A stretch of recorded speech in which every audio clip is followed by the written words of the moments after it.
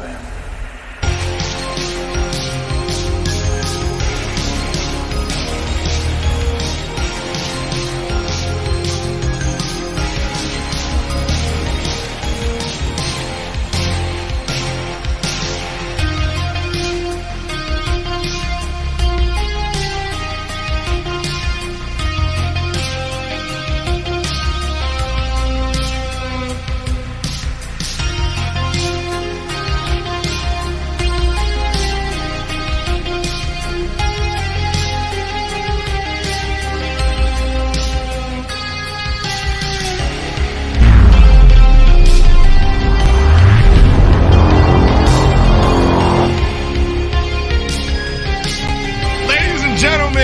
Non-binary pals, this is the Sweet Spot. I'm Rocco McSweet, being joined by my good friend, my man, one half of the Canadian Pit Bulls, Arik Angel, the Devil's Ace, baby, on the Sweet Spot. What's going on, man? What's going on, brother? How you doing? I'm doing good, man. Can't call it.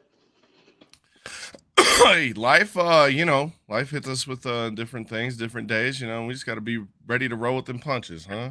Exactly. Speaking of punches, you was throwing some last Sunday, 2 days ago. Primo Smear Pro Wrestling presented Family Reunion, something that you've been a part of for a long time. Primo since day one. What'd you think of that show? And is it something you'd want to run back?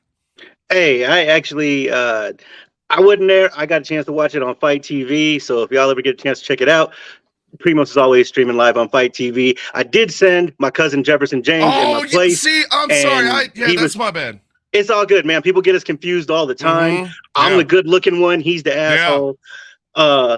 Basically, I was invited to go to the Primos family reunion, but anybody from the old school Primos that knows me knows that I wasn't down with the PH and W. I was the main one that was working to get the H out of PH and W. I am probably one of the catalysts of the reason why it's Primos Premier Pro Wrestling to this day.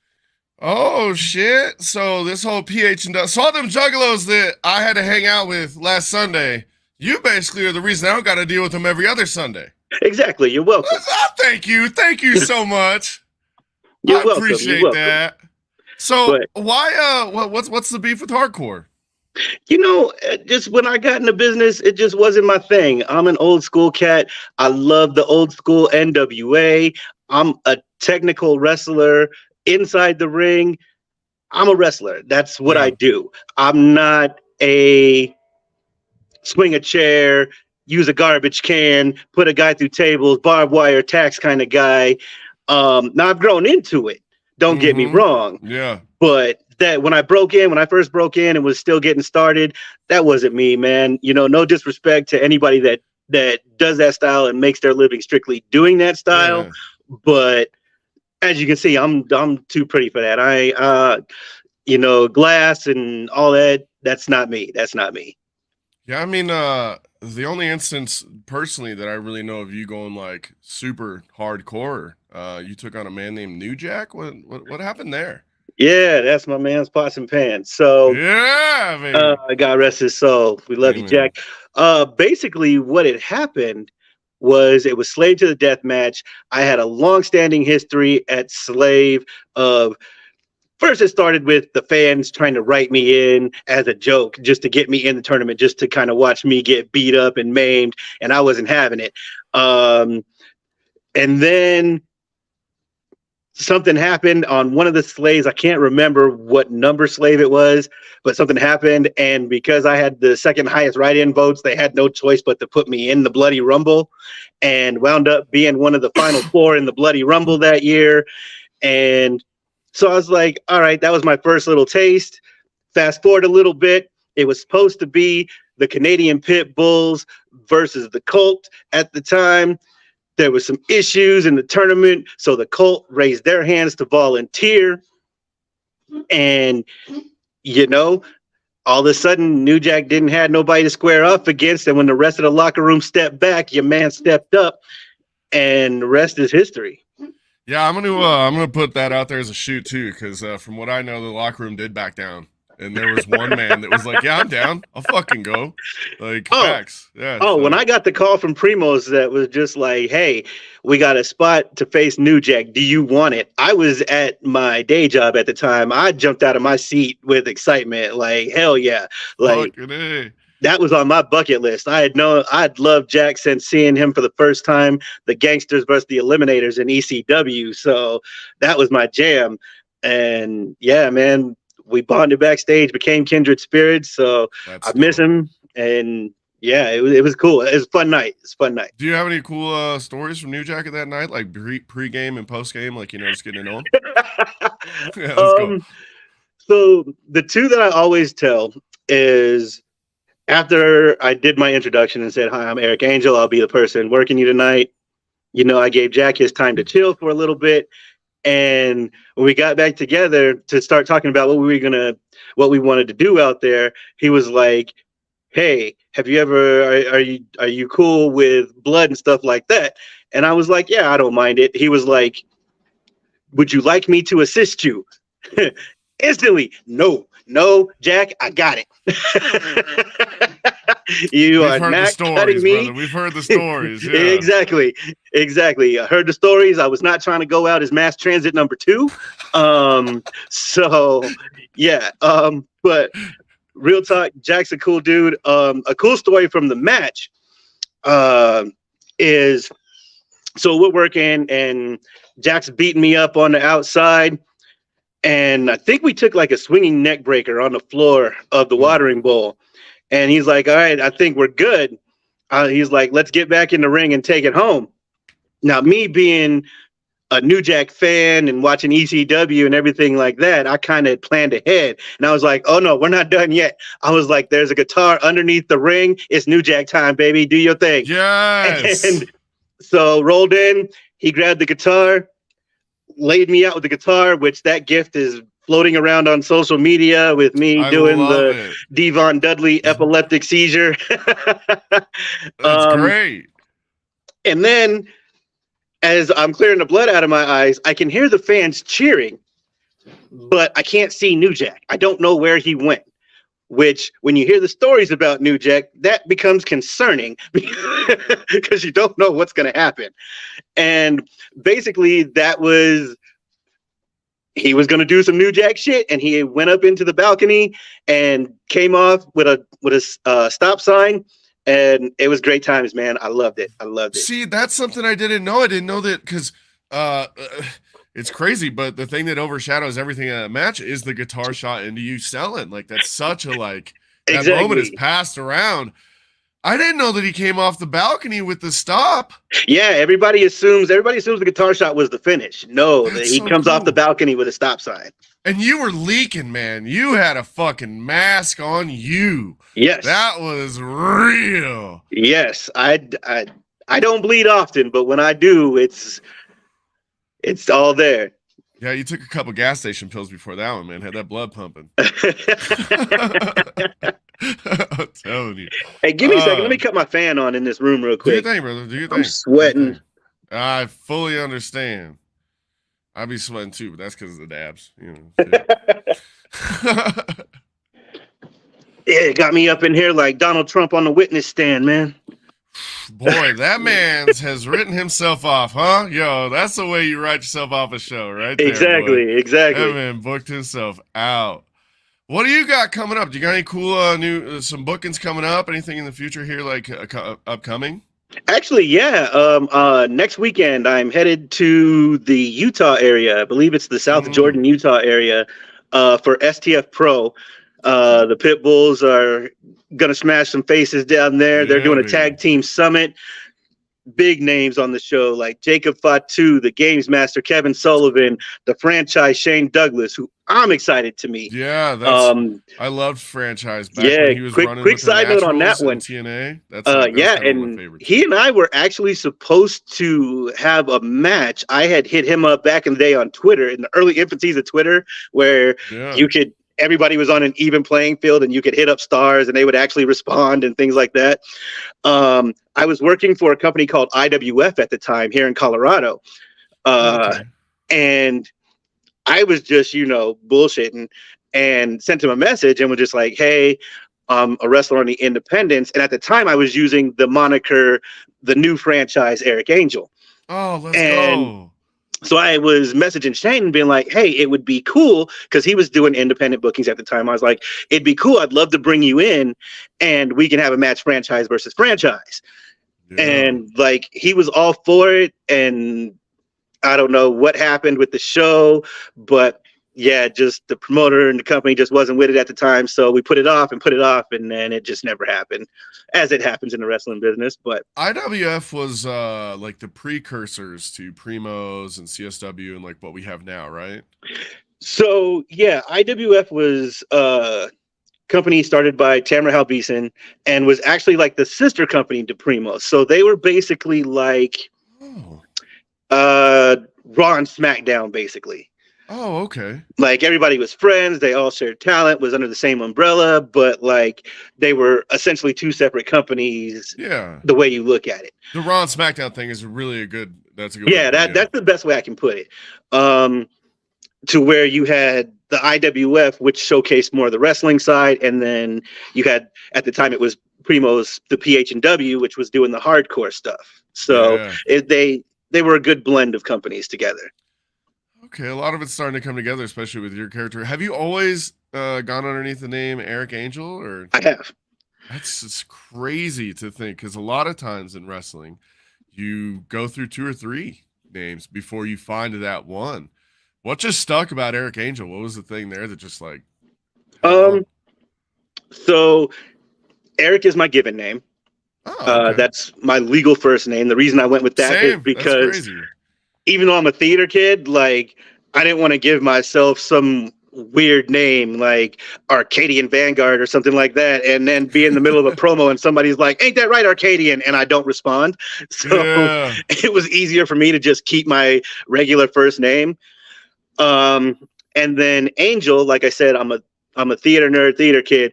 I actually auditioned to be in the musical Rent. And Angel is like one of my favorite characters in Broadway. And so to get and make it to like the final callback round of that name just kind of stuck. So you had Arik Angel. Now I've had a bunch of monikers over time. Yes. You know, like I've been Fusion's resident rock star. I've been I like that. The Distinguished. I've been the Excellence of Elocution, the Franchise, the Devil's Ace, the King of Heels. You know, that has changed and evolved with my character over time. But yeah, like with the Undertaker and how he did like American Badass and like Ministry Taker and all that. You know, you're still the same like guy underneath, but it evolves with times, I guess. You know, or with what's needed at the time. You know, say face or heel or in between. You know, you maybe need something else, but exactly. And like for me, like it's all one universe. Like it's all canon. To where everything fits. So the stuff that I was doing way back when I first broke in as the resident rock star still plays in to 2023 Devil's Ace, King of Heels, Arik Angel.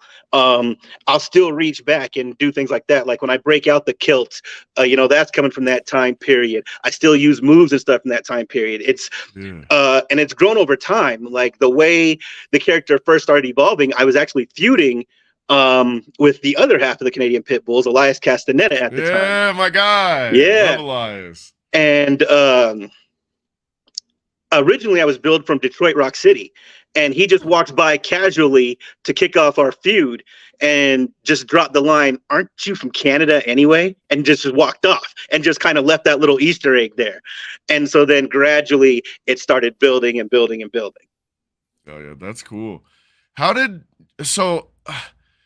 When did you and Elias decide, like, what was the moment there? Because you guys did a little bit of a feud there. When did you guys come together and team up? Like when did the Pitbulls get together? So let me think back. I want to say it was around we'll say 2008ish, just to be on the safe side. But it actually might even be before that.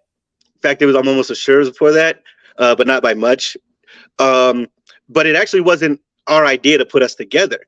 What had happened was we were down in Amarillo, Texas, we had went to do a seminar at a company called WWA, West Texas Wrestling Alliance or something like that. And it was ran by a guy named Rick Elzy. And he originally had us in a triple threat match, and where we were the two heels against a babyface. And so we beat up the babyface. Triple threat match goes off without a hitch. And it was actually Rick who approached us, and he was like, "Hey, I liked what I saw from you guys. I'm thinking about putting you guys together as a team. What do you think?" And at the time, it was just supposed to be a Texas thing, because in Colorado, we were still feuding. We were still opponents. I was still kind of just getting my feet wet doing the whole franchise character. At the time, Elias was doing a character by the name of Raheem Rashad. So he was playing an Arab gimmick. So he was as far away from being Canadian as can be. And so we were just like, okay, yeah, sure. And so he put us together. And originally our team name was the Foreign Exchange, because I was Canadian and he was doing the Arab gimmick. So we went with that. And then over time, we reversed the story to where he was cutting a promo and I walked in and was just like, "Come on, man, stop playing. We know you're from Canada." And so then we released a story that he's actually my cousin and he grew up in Windsor, Ontario. And that's how the Pitbulls were formed. That's cool. Yeah, because, I mean, the Pitbulls have been, like you said, at least 2008, maybe a little bit before. So that's a long-standing run as, I mean, Foreign Exchange, I guess, where it started, but, to end with the Pitbulls. And you guys have held fucking every tag title there is to hold, man. Exactly. And it's all thanks to Rick Elzy. It wasn't something that I thought of doing. It wasn't something Elias thought of doing. Like, to be honest, when I first broke in, and a little bit now, I hated tag team wrestling. I never in my wildest dreams would have thought I'd become a tag team specialist. Like that never even entered my mind. And it just stuck. Elias and I had the chemistry and we just built on it. And now the Pitbulls is a huge brand, the catchphrase, the best tag team west of the Mississippi, sticks and still stands. We stand by it. There's only one team we believe that can lay a claim to that, and that's the West Coast Wrecking Crew. And if any promoter out there wants to book that match, the Pitbulls versus the West Coast Wrecking Crew, Royce Isaacs and Jarrell Nelson, we know those guys. Royce started training in Colorado. I helped Royce along, get his start in his business. So before I hang him up, that's definitely one match that I'd love to have happen. Oh, it would be a blast. That'd be a huge matchup, and I think it could. You could put it at the head of the card. You know what I'm saying? Like that's something. Oh yeah, huge. Yeah. So like you mentioned with Royce and a lot of those younger guys, you had a lot to do with most of their come up here in Colorado. I mean, you have a lot to do with them now. You're one of the head trainers at the Premier's Pro Wrestling, Primos Premier Pro Wrestling Butcher Shop. Sorry, fumbled that. There's so many P's there. It's so hard, boy. I fumble that all the time. Right. I think everybody has fumbled it at least once. Oh boy. But down at the Butcher Shop right now, you're training a lot of the new crew. There's a lot that are underneath your wing that blame you for how they are. We got Logan and Major Glory, his sister Nikki, Urza. There's a Big James. There's a lot of guys that have come underneath your training regiment. What do you think has led you to be such a successful trainer? That's a good question. Well, first, let me say, because I don't want to get jumped in the locker room, Royce and Cody Devine, and those are the upgrades. I can't take a lot of credit for that. There's some tiny Pitbull fingerprints on there, but for the most part, those are Lonnie Valdez's guys. Yeah. So all praises to Lonnie on that one. Yeah. Shout out to Lonnie. For me as a trainer, again, like we were talking a little bit off air, for me, it's about getting them to a level where they can go anywhere and work anybody. So me as a trainer, it's kind of all encompassing. Like, I'm not one, and the people that train with me will tell you, I don't put a lot of stock in moves. They'll tell you, I say constantly, a monkey can do these moves. The moves aren't hard. And it's shown every time Logan Paul steps in the ring. It's shown every time Bad Bunny steps in the ring. Anytime you get someone who's not a full-time wrestler that doesn't do this all the time, shows that the moves don't mean dick. It's what you do with them, where you put them, the psychology behind it. That's what I tend to focus on when I teach. I tend to focus on the whys and the wheres as opposed to the hows. The hows is easy. Once you learn how to take a back bump, you have the foundation of 99% of what we do. Exactly, yeah. But so, and the moves are just gravy on the mashed potatoes after that. That's all it is. Hey, we all love the gravy though. Right, and they look great. Yeah, the moves look great. I'll tell you. But eventually you need more than just doing moves. And to anybody that tries to argue that point, I'll just bring up the modern day version of it that we have right now. We have two companies. You have WWE and you have AEW. One company focuses on story, entertainment, psychology. The other company focuses on moves and great matchups. One company is getting destroyed. The other company is thriving in business. And you can throw the Wembley Stadium out because I love my mates in Europe and the UK, but they don't get a lot of stuff over there. So they would buy a Primo show and could sell out Wembley Stadium if we advertised it right.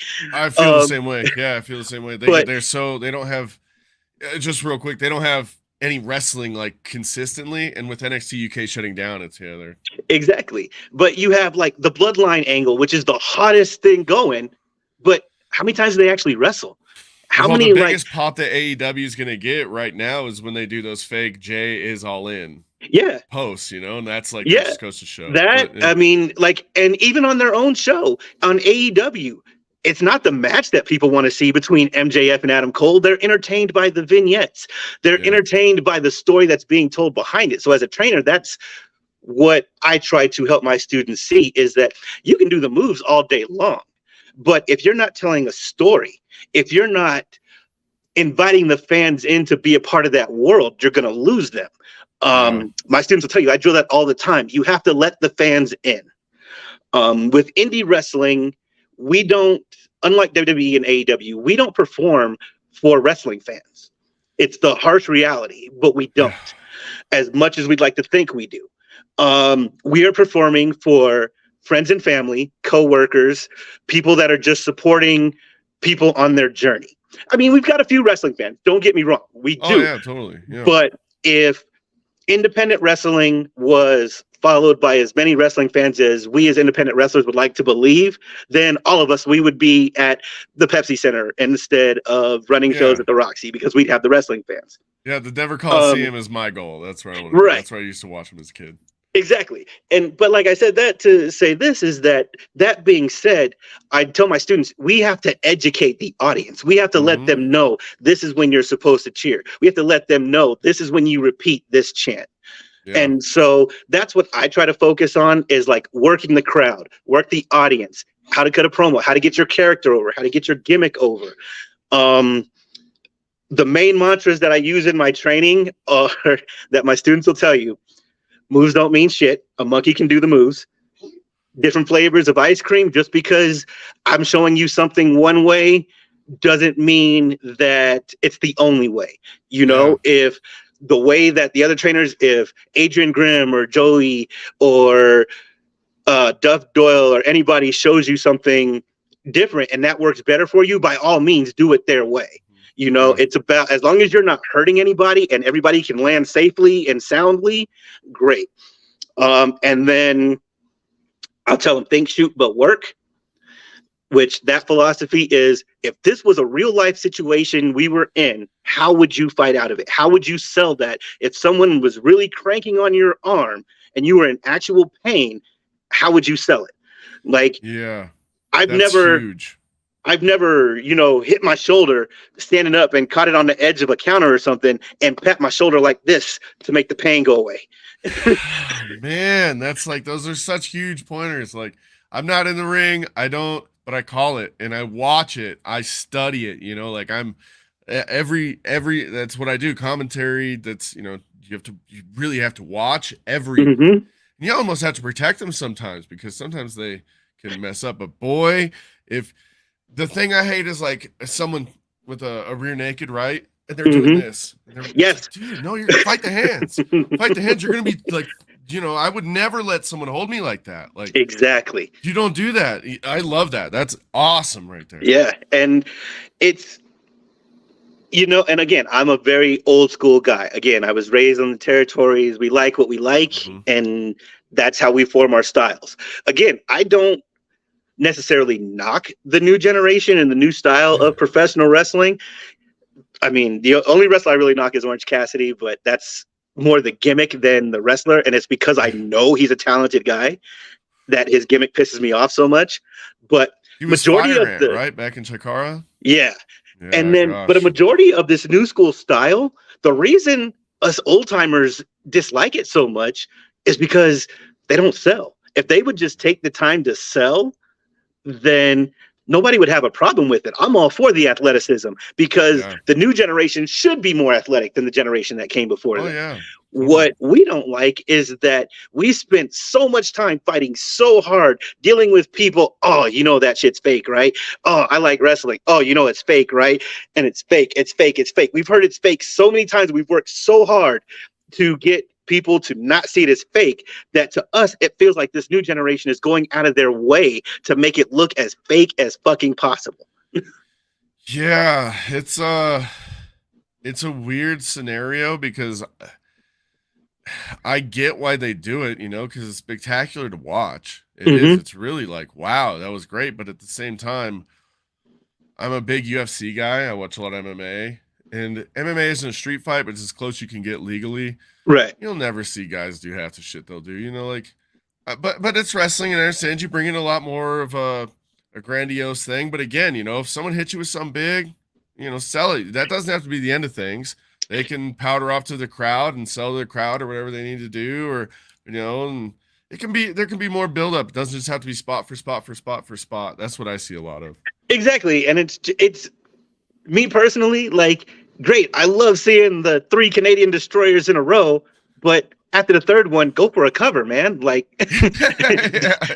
deep down, the whole root of what we're doing is we're trying to win a match. So, yes, exactly. Yeah, if I know we're in the video game era, but if you want to make something look like a video game, eventually go for a cover. Like, if this was a video game and I did that to the computer controlled guy, I'm going to cover him. I'm going to try to win. I'm not going to pick him up and do more stuff, I'm pinning after a good clothesline in those fucking games, man. Like, that's something that bugs me, and I don't bring it up to anybody, and I won't name drop anyone ever, but there's a few people in our locker room that they do the whole, like, they have a guy in a position where they're dominant, and then they pick him up.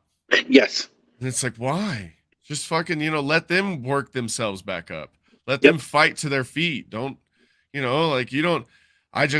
now there's scenarios for it. Sure. The false pin, you lift their hair. You're like, I'm not done. There's that scenario. They're dead and you're playing games with a dead body now. Ha ha. And they come back though. There's always the comeback. I just can't stand like early on in a fight and you're picking a dude up, like beat his ass, like keep him down, make him get to exactly. Plus they're doing themselves a disservice. Told a guy a couple of shows ago, he hit a sweet looking textbook leaping pile driver. Didn't go for a cover, picked the guy up, and then followed up with 2 forearms that were infinitely weaker. I was like, you totally made that beautiful pile driver look obsolete because you didn't go for a cover, and then you followed it up with 2 moves that were lesser than what you just gave him. I was like, that pile driver, I told him flat out, he should make the pile driver his finish because it looked that good. Yeah. And it's like, that's another thing is that a lot of these wrestlers don't realize they're doing themselves a disservice. No. Like I did tell people, like when my cousin Jefferson James broke in, I was just like, look, his finisher is a lariat. Just know you guys can throw 50 million clotheslines in a match. I'm not telling you don't throw clotheslines, but just know he's going to throw one in an entire match. It's going to pin someone, and it's going to make his look that much stronger than all of yours. That's so unique in this business to even hear that like statement, because a lot of times it is like, oh, please don't do this. This is my thing. Can you not? Instead, that's your thing. Show why it's your thing and not theirs. Right. Okay. Like there's only so many like basic moves within this craft right now, that when you do create something new, you want to pocket that and keep it for those moments. Clotheslines, pile drivers, all those things become normality. Yep. So if you can stand out with a clothesline or with a pile driver like you just discussed, it's gold, man. And you keep Exactly. that And pocket, you keep that gold, that nugget, yeah. and you use it, And to again, your it's like advantage. I'm not telling other wrestlers, hey, don't throw a clothesline. I'm just saying people's perception is going to be this. Like the super kick. Yeah.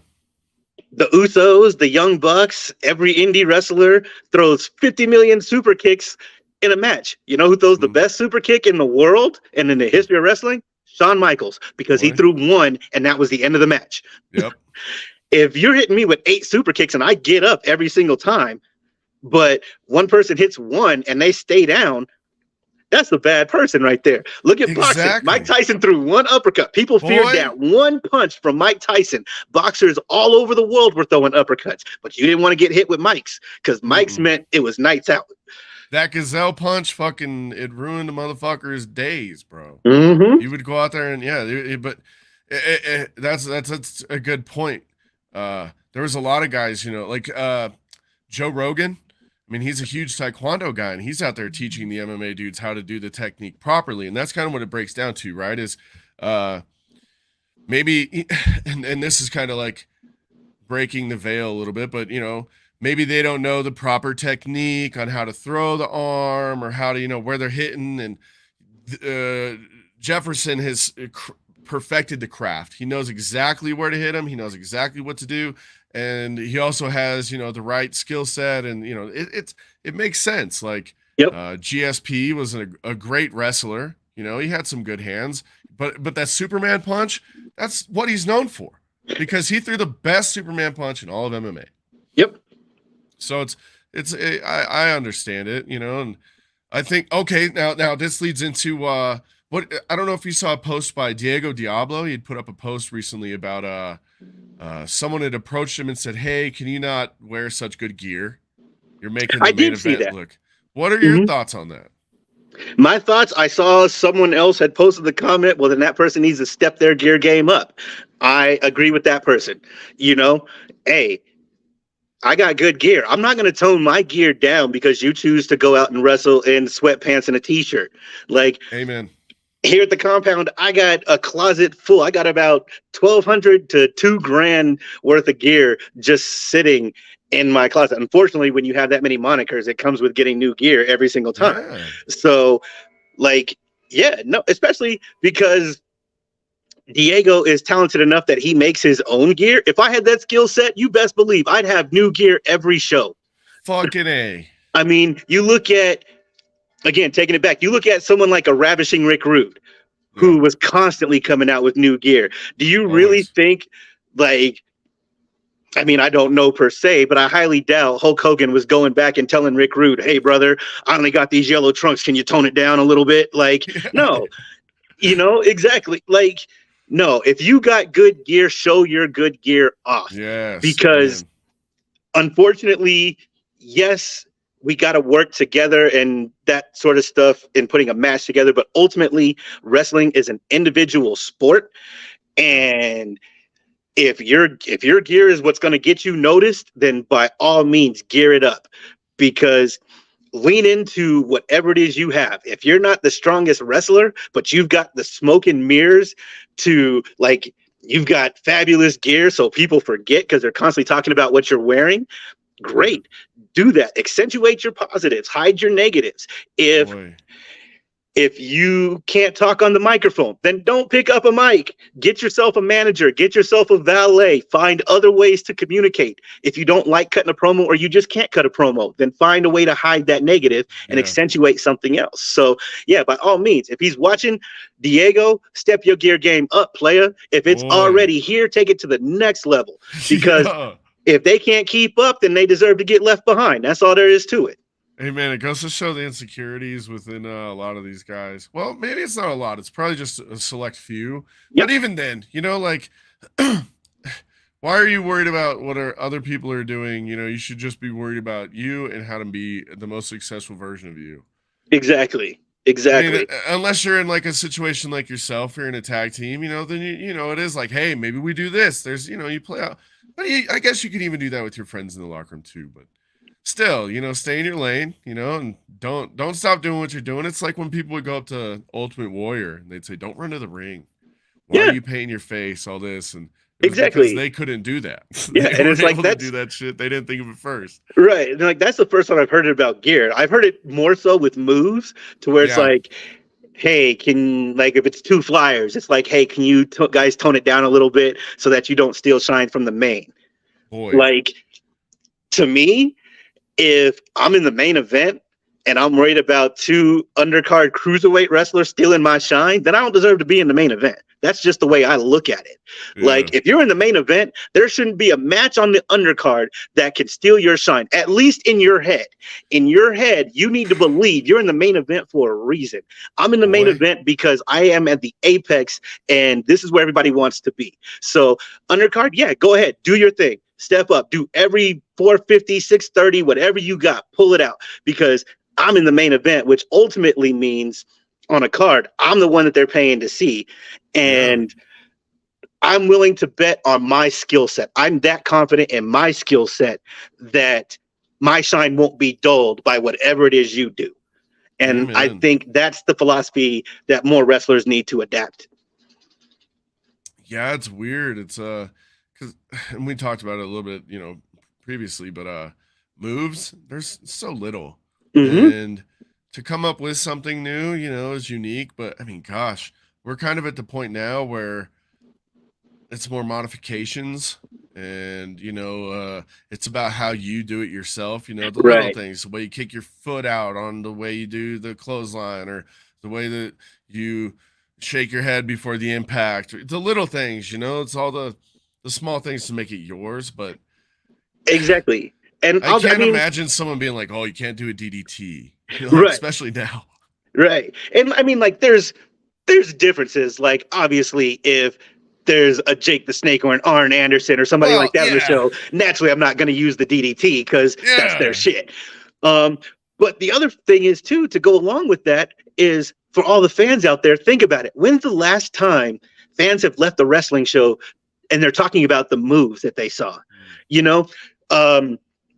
The provider, after every Primo show, posts on his social media, what was your favorite moment of the show that you just saw? He'll get hundreds of comments. Not one person is commenting, I really love the elbow drop, or I really love the 630 that so-and-so did. Nobody comments on that. They talk about the moments. Oh, it was great seeing Rocco McSweets, or, it was really cool when Lonnie Valdez shook my hand. That's what people talk about. They're not talking about the moves after a show. So it's like, as a wrestler, I have the mindset, then why go out there and kill myself, man? You can still put on a really good match without destroying your body. I fully understand that. Yeah. That's how I've made it almost 20 years. Yeah, man. Longevity for you is crazy, man. It's wild because you do a whole bunch of other stuff on the side too. Obviously, like burlesque isn't, super physical, but where did you start your burlesque career? Like, how did that come apart? Like, where did you? So, believe it or just not, like fall into your hands, or no, almost, yeah. Believe it or not, it started wrestling for IWF and Tamra's company. Tamra's sister was a burlesque performer, and so in the early days of IWF, they would have small burlesque numbers in between matches. Sometimes the burlesque performers would walk the guys to the ring as pseudo valets for the night. And so it was on one of those occasions that I happened to be backstage and was talking to a performer. And I'm like, so what is it that you do? Because I had never heard of burlesque, didn't know what it was. And they explained to me what burlesque was, invited me to check out a show. I went, checked it out. I was like, oh, this is pretty cool. And then went again, took Elias with me. And then, we started going every other week. And then we found out we were going every week. And then we met the owner of the venue that they were performing at. And then he found out who we were in the independent wrestling world, and that, Arik Angel's kind of a local legend, household name, so to speak. Yeah. And so then we started being able to hang out after the shows and share some drinks and laughs with the performers. That's and cool. You know how once you get a little tipsy, everybody starts talking that junk. If I was to ever do it, I would do this. And so that happened one night, and next thing you know, I'm getting a message from a performer by the name of Midnight Martini, and was just like, "Hey, remember what you said? Well, I happen to be teaching this class. Come on down and take it." And I was just like, "Well, I didn't talk too much shit to back down now." So I took the class, and what was just supposed to be a one-time on-stage deal blew up and turned into something way more than I ever expected. And through burlesque, I've now traveled around the world. I'm an international performer, an international award-winning performer, headliner, featured performer. Really? I've done it all, man. You've won awards for burlesque? That's awesome. Oh, yeah. That's super cool. Because, I guess, okay, so here's a lot of people think that burlesque is just stripping, right? Mm-hmm. Well, maybe you can educate, because we're a sports network here, so I'm sure a lot of people don't even know what burlesque is. If you could fill them in on the art and the craft, because it's not stripping. Essentially, burlesque is almost the ancestor of the modern day stripper. Burlesque is basically, because back in the day, for the laws that clubs had were super strict. That's why there's pasties. That's why, there's the safety panties and all that stuff. That all goes back to the early days. And so burlesque is kind of now paying tribute to that art form.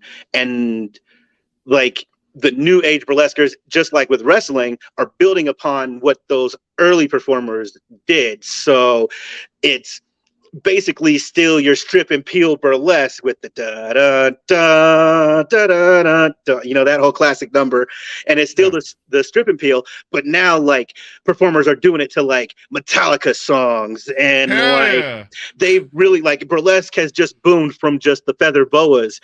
It's now there's gorelesque, which are think of bloody zombie acts and just bloody acts in general. There's witchlesque with all the Coventry type stuff, nerdlesque. So you'll see your favorite Marvel superheroes and all those type of characters getting there. And so just like wrestling, it's evolved.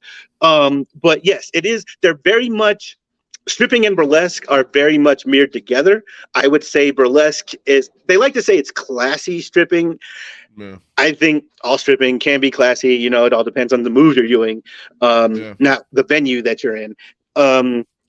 But so yeah, burlesque is basically stripping before you could go full nude, basically. Oh, okay. So before it got modernized and you could show everything, burlesque was more about the tease, whereas stripping in strip clubs is about, here it is, see it all, touch it all, do everything. Burlesque is more about, I'll give you a little peek, and that's all you got to get. You got to use your imagination for the rest. Yeah, that's actually kind of cool, And then it's funny because a lot of the professional wrestlers now within the Colorado scene do burlesque.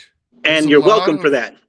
Really? Are you You're welcome for the that. catalyst? That's crazy. I'll say I was the new catalyst. Like I said, Tamara and her sister had dabbled in it before, but yes, all the new surge. For those of you that don't know, you can thank Arik Angel. Here's what happened. Me being in the burlesque scene, at the time I was friends with owner of CSW, Randy Rude. Yeah. We were hanging out, Miss Boss Lady, his wife, showed an interest in burlesque. I said, hey, you should contact these people, and gave her the name of at the time they were the Peaks and Pasties troupe out in Colorado Springs. I said, they run classes, you sign up with them, they'll teach you everything you need to know. So that was fingerprint number one from Mr. Arik Angel. Then they're at a show. I invited him to a show that I was going to be on up in Colorado Springs at the Champagne Room. Okay.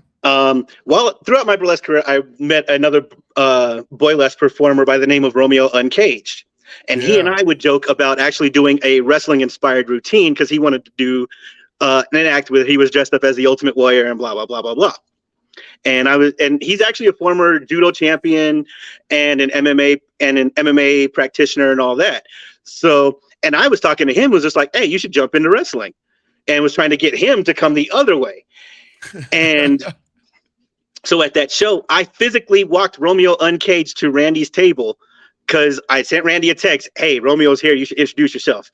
No Randy way. wasn't moving. Wait a damn second. You got Romeo into this? Yes. And That's so he wasn't moving. He wasn't moving. So finally I just grabbed Romeo and walked him to Randy's table and said, Randy Rude, Romeo uncaged. Romeo uncaged, Randy Rude. Randy's wife is going to be taking the Peaks and Pasties training class later, so she's breaking the burlesque world. I was like, but since you live up here, Randy's starting CSW. I was like, he has a training center. You should train up here. I put those two together and was just like introduced. So I'm a catalyst.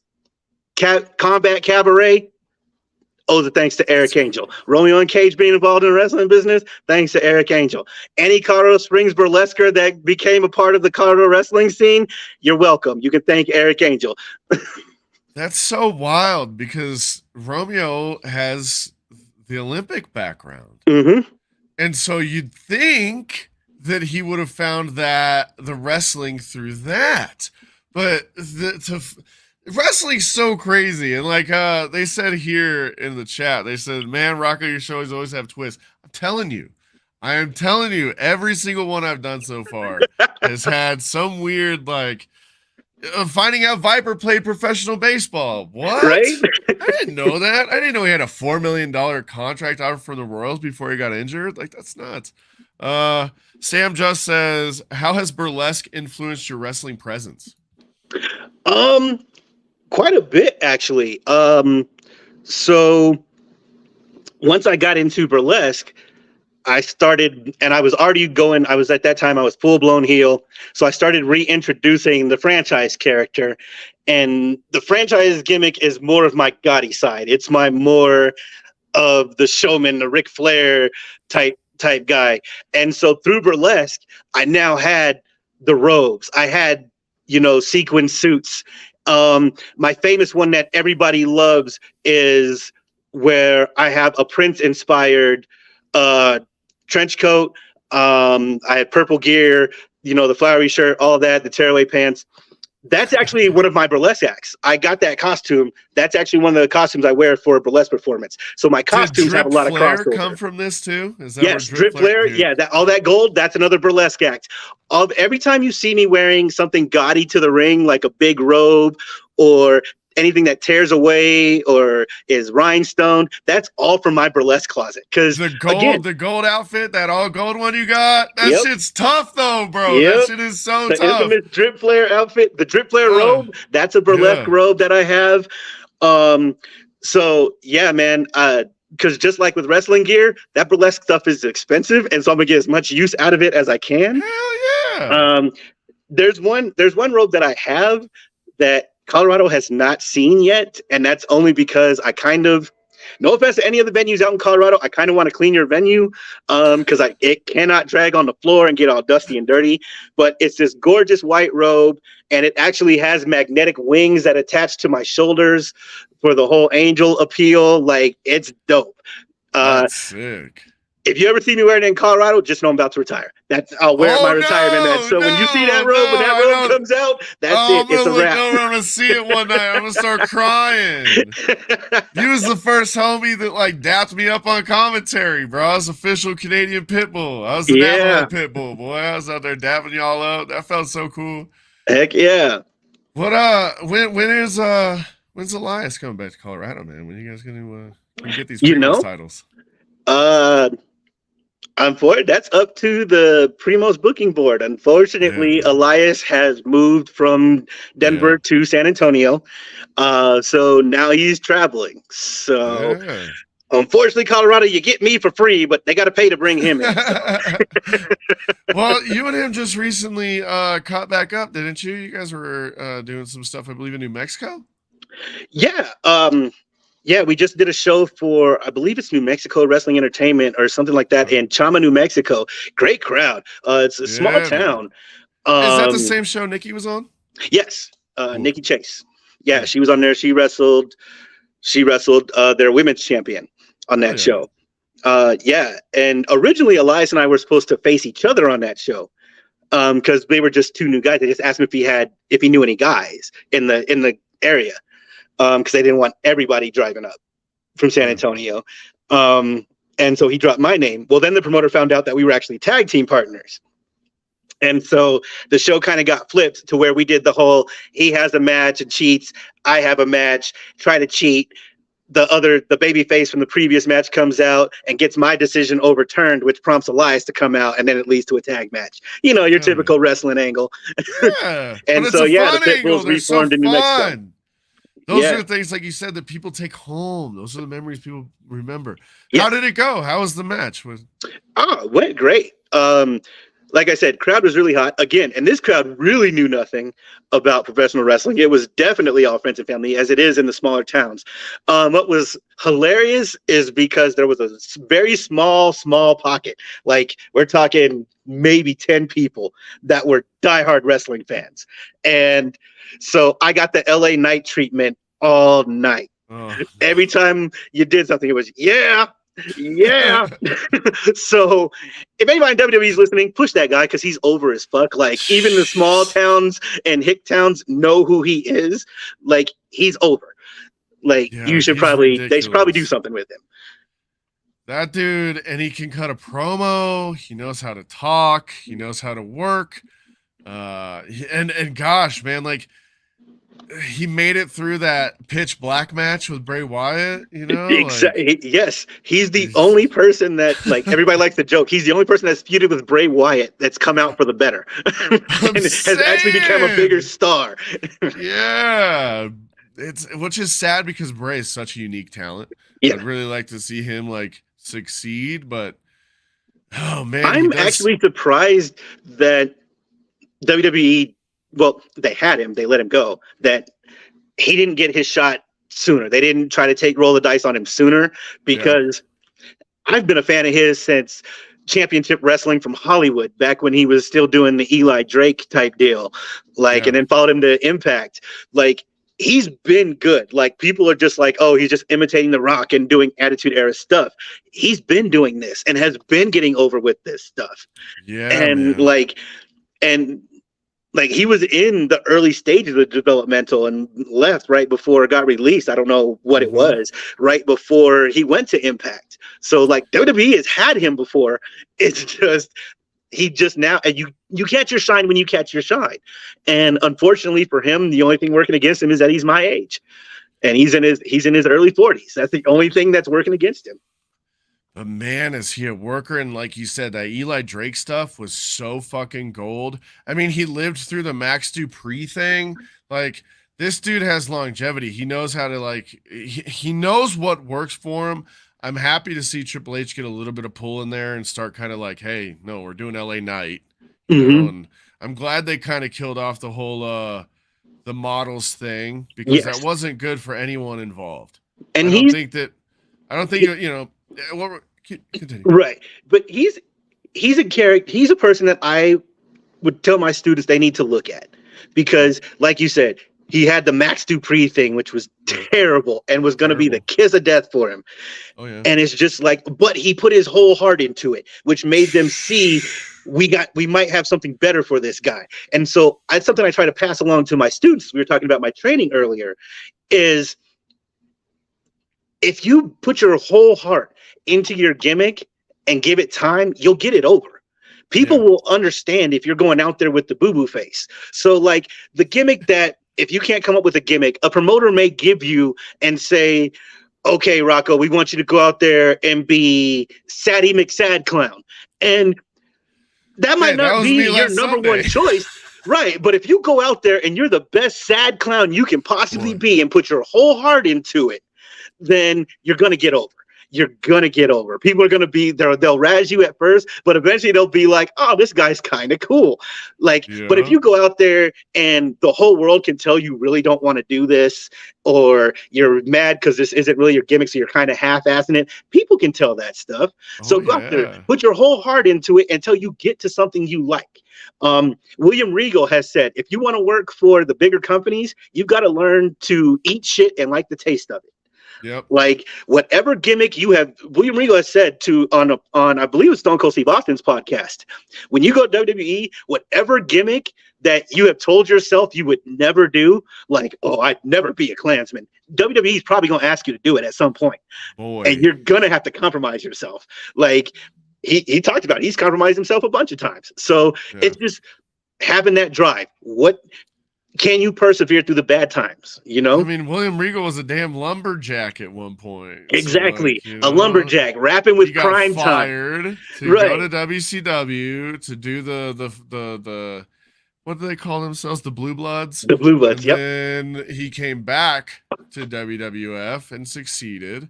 Got fired again because of issues, and then fixed himself, came back. So if anyone has the key to staying afloat, it's William Regal, man. Exactly. Yep. What do you think of before we get out of here? We were talking a little bit about AEW. What are your thoughts on MJF? He's because you were saying the things that stick with people is like the character work and the promo work. So, what are your thoughts on MJF?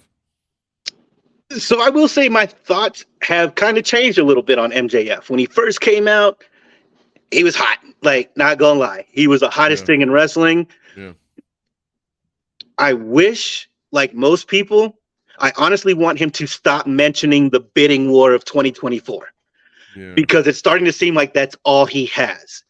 Like, it's starting to seem like if you don't try to pit WWE against AEW, you have nothing else as a heel. Like, what else do you have? How else can you suck me into the story? That's why I think the Adam Cole storyline is getting over great, because that's one thing he hasn't said. He hasn't brought that up. He hasn't tried to go for cheap heat. He's doing everything that MJF would normally do, just blatantly doing it the opposite. Like, that's why I still like the guy, because if you really study him, he's so good. Because literally, if you really look at what he's doing, MJF is doing a parody of a babyface. Like, people think, oh, MJF's turned babyface. No, MJF is making fun of babyfaces. If you really look past it and what he's actually doing, he's totally making a mockery of being a babyface and everything a babyface would do. And that's what I love about him. MJF's psychology is second to none, And again, that's what's always going to get me as a wrestling fan is what story can you tell in the ring? How can you suck me in beyond just having a good wrestling match? And he's masterful at that. Yeah, it's crazy because he's such an amazing talent. He's so young. Is so young. He has so much time left in this business, and he's already at this point where it's like, holy shit, you're a fucking star. Yes. And it's not going to be taken away. It's not like you just can wash it off. It's not like a flash in the pan star. This is a fucking star in the sky now. Oh yeah, he'll be the guy, and more than likely he'll be the guy for WWF. Just, it's not going to be anytime soon. It's not going to be in 2024. It's not going to be 2025. It'll probably be like 2030, but he'll get his time. And when he does, I have a feeling he's going to be at the top of the game, and MJF, there will be none better.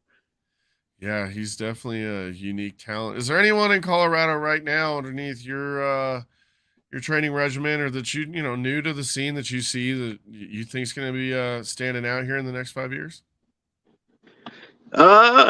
Naturally, so they don't beat me up, I gotta say all my kids in Heel House, those are my kids, and all my kids in general. So, and that's from my first generation of babies, Damon Ace, Lilith Grimm, Balaam Lynx. That's my first set of kids. They're already gone. I got them out the house. They're doing big things. They're winning championships. They're traveling. They're getting their names out there. Big things are coming from them. And then I got my new crop of babies with Nikki and Logan Chase. Oh God, I took a bump. I know, right? So heelish. But I've got, Nikki and Logan Chase. I share custody of Major Glory with Duff Doyle. Yep. I got Prenti. And again, to everybody that comes to my sessions, look, the reason they're my kids is because they're the ones that, they're showing the drive. Like, everybody goes to training, but these are the ones that are there every day. Like, they're going as often as they can, as much as they can. And for the longest time, when Joe McDougal first brought me back on as a trainer, they were the only ones that were coming to my class. And even then, they were apprehensive about coming to my class because a lot of students of the butcher shop are just like, oh, that's like an advanced class, or, whether it's the calisthenics we do in class or the roles that we do, or that I don't teach moves in my class, for whatever reason, nobody was showing up. I would post, hey, session tonight, who's in? And I'd get like 1 or 2 people. And then finally, I think it was the Chases that first came, and then they showed up, and then Major Glory showed up, and he and I have a little bit of a history where he was at Extreme Gym at the tail end of that. And then Frenchie came on board. And so then those guys, they were with me for about almost like it was us and them. It was them and me for like almost 3 months straight. That's it. That's all who would show up to my sessions. And so when I say they're my kids, it's because they have more pit bull DNA in them than most. And it's only because they've spent so much time with me. But I love them to death. They're all going to be good in their own ways. Nikki Chase is amazing. She's picking it up like wildfire. Yeah. Her brother, he's got the entertainment side of it down with all the different gimmicks, from emo Logan Chase, the good old boy, to head of the class. He's got that. Major Glory has the technique down. Because he's learned from Duff and I, so he's basic but technical. He's very boisterous too. Very boisterous. Exactly. He's got the personality. And mark my words, Frenchie's gonna be the biggest heel. When it's time for me to step down and pass my king of heels throne down to someone, it's gonna be Frenchie. I have a feeling I need to watch my back with him. He's gonna try to screw me over, but he's good.